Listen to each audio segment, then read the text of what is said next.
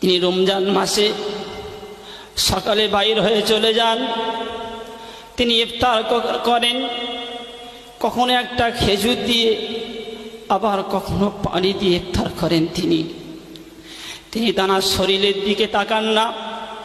তিনি আমাদের মতন এই সমস্ত ছাত্রদের দিকে তাকিয়ে সন্তান মনে করে তিনি তার নিজের জীবনটাকে কুরবান করে দিয়েছেন মুফতি সাহেব হুজুরকে।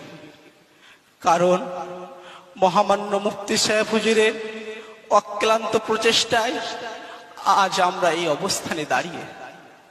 তিনি আমাদের কখনো বুঝতে দেননি গ্রীষ্মের তপ্ততা, বুঝতে দেননি শীতের তীব্রতা, মা পাখির ছানার মতো আগলে রেখেছিলেন সারাক্ষণ।